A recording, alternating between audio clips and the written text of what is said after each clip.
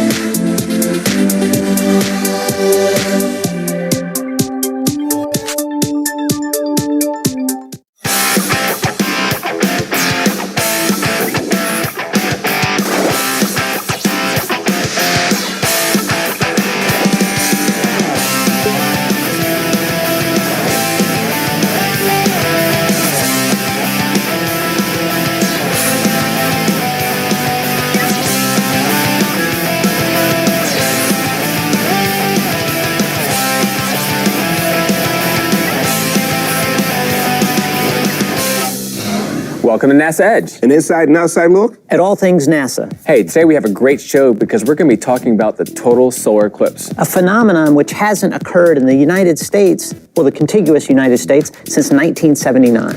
And this next total solar eclipse is going to take place on August 21st, 2017, and we're going to actually be there for a live show in Carbondale, Illinois. Yeah, I can't wait. You know, that path to totality is going to swing just south of Portland, Oregon. It's going to sweep through Casper, Wyoming, go just south of St. Louis, through Bowling Green, Kentucky, into Charleston, South Carolina. It's going to be awesome because millions of people from around the world are going to be coming to the United States. And not to see us, but to see the total solar eclipse. Right. And it's crazy. Well, actually, I haven't seen a total solar eclipse since the opening of Heroes. You got me, because I was going to say, when did you see a total solar eclipse? I want some superpowers. Hopefully with this eclipse, we can pick up some superpowers. Maybe. I tell you what, we have a lot of subject matter experts on the show today. Going to be talking about eclipses in general, where are the best sites to see the eclipse, and we're going to talk a little bit about where we're going to be and about our show. But to get things started, I talked to Eric Christian at the Goddard Space Flight Center, and he gave me the 411 on what a total solar eclipse is and why it's so important to us. So Eric, tell us exactly what is a total solar eclipse? So a total solar eclipse is when the moon moves between the Earth and the sun so that it completely blocks the light from the surface of the sun. And at that time, the Earth gets dark. You're in the shadow of the moon, and you can see the atmosphere of the sun, which normally you can't see, called the corona, streaming away from the sun. It's a really neat, in the middle of the day, you're seeing it dusk to dark on the ground. The animals react. It's just a really amazing situation. Now, Eric, how common is it for someone in the United States to actually view a total solar eclipse? So a total eclipse happens somewhere on the Earth at most twice a year. Most years only get one because of timing of where the moon is in its orbit. But somewhere on the planet, on the average of once a year, you get a total solar eclipse. But the shadow of the moon is actually pretty small. And so if you're just standing at one point on the Earth waiting for a total solar eclipse, it can be hundreds of years between when a total solar eclipse will happen. What's really neat about the 2017 solar eclipse is that even though the shadow is small, it goes right across the heart of the United States, from Oregon through south of St. Louis, all the way to South Carolina. And so even though it's only going to be a small part of the United States that sees the total solar eclipse, everyone in the United States is going to get at least a partial solar eclipse, and anyone who wants to can easily travel to the path of totality, to this line that the shadow takes across the United States. What is the path of totality? So the path of totality, there's a large region where the moon will only partially block the sun. We call that a partial solar eclipse. The region where the moon completely blocks the sun is pretty small, and that region moves at better than 1,000 miles an hour across the United States. So that's called the path of totality. That's where the path of the shadow of the moon moves as the total solar eclipse happens. So, Eric, there are satellites in space that study the sun. Why is it important for us to do it from the ground here on Earth? So there's a couple reasons why. We have what are called coronagraphs, which make an artificial solar eclipse by putting a disk out in front of a telescope and camera to block the main light of the sun so you can see the corona, the atmosphere of the sun streaming away from the sun.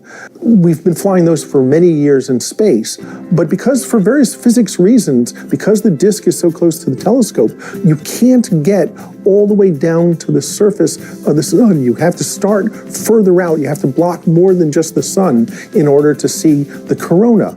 With a total solar eclipse, the moon is almost perfectly the size of the sun, and so you see the corona almost all the way down to the surface of the sun. And that's actually that narrow region that you can see in a total solar eclipse that you can't see from space is where all the action is happening. That's where the solar wind is accelerated. That's where the corona is heated. And so that's really exciting to see that deep corona in a total solar eclipse from the Earth that you can't see from space.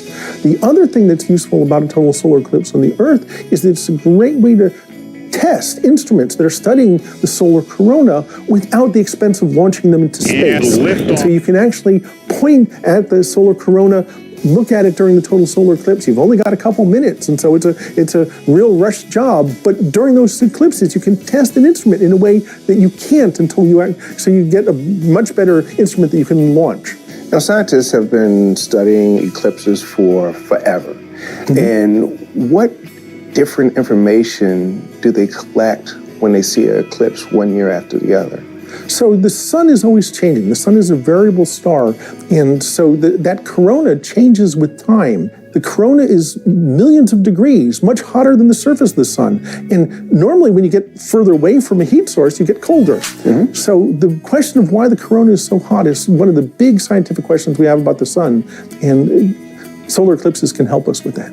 Now, we just can't look up into the sky with our bare eyes. We need some protection. Tell us a little bit about what we need to actually view the solar eclipse. So during the total solar eclipse, when the moon completely blocks the main light of the sun and you see the corona, you actually don't need glasses. That's one of the neat things about it.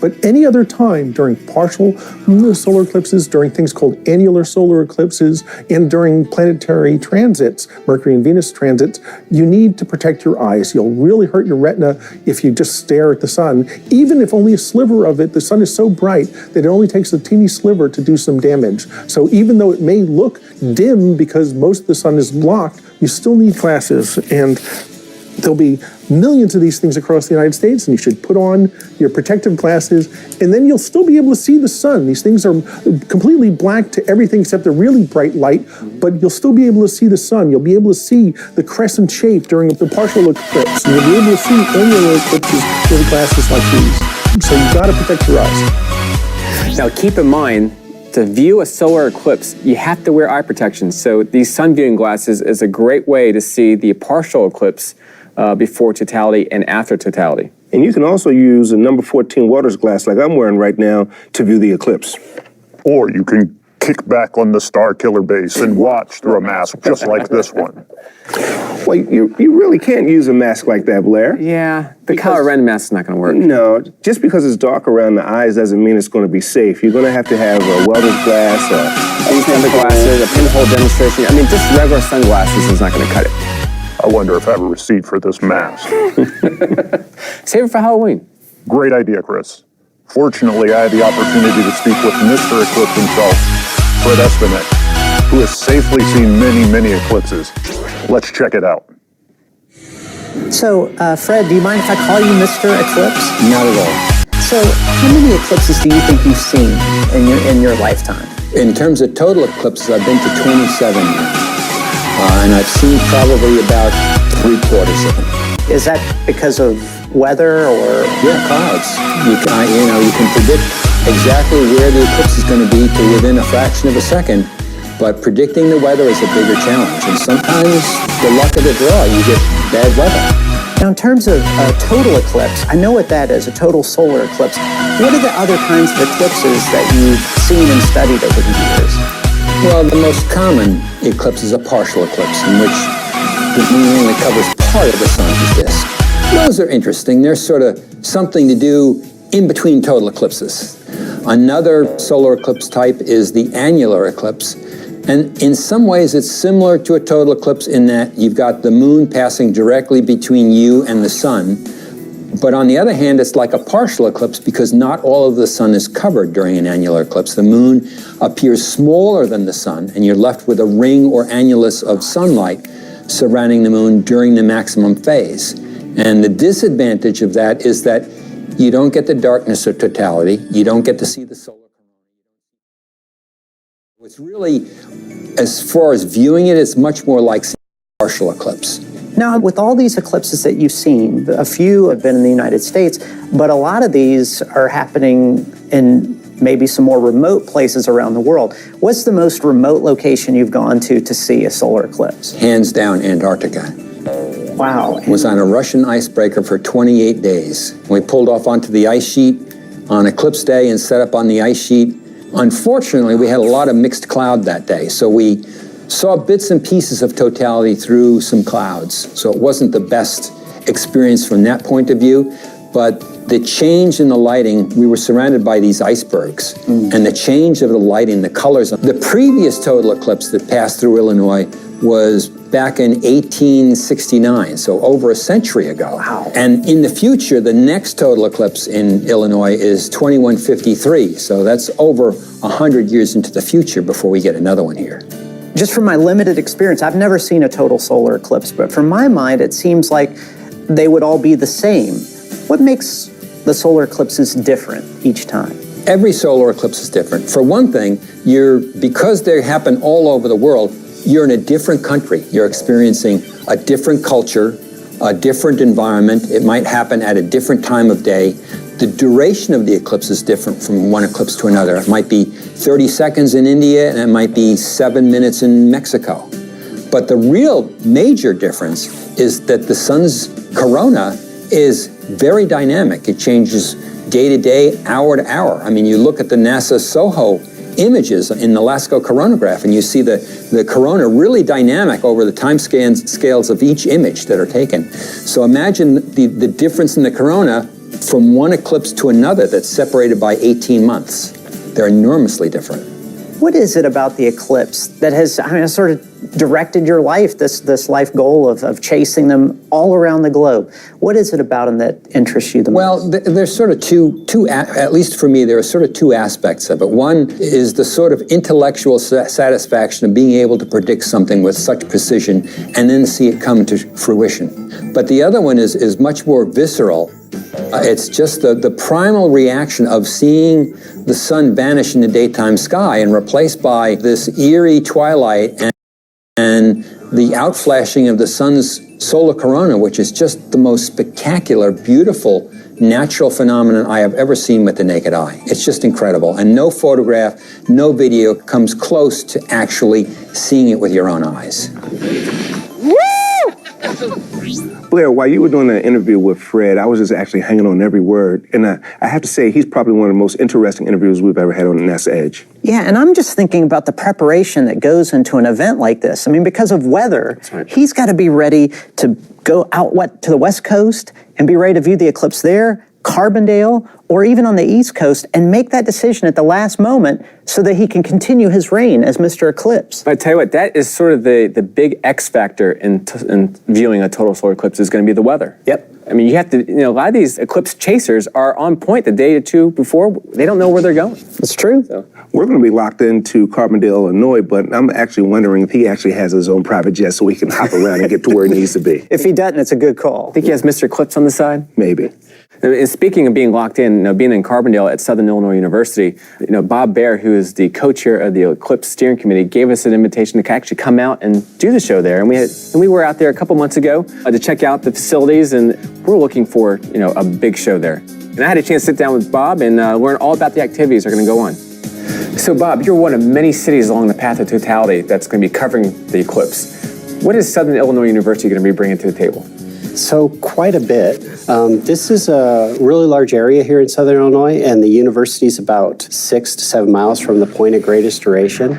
We're setting up a lot of different venues here. We've got venues that will be open to the public leading up to and the day of the eclipse. We're going to try to enhance people's experience when they come here.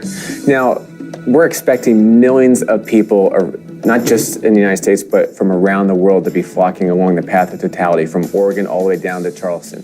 How are you going to deal with all these crowds coming to Carbondale? That's a really good question. So what we've been doing in our planning is we've been planning for what we think.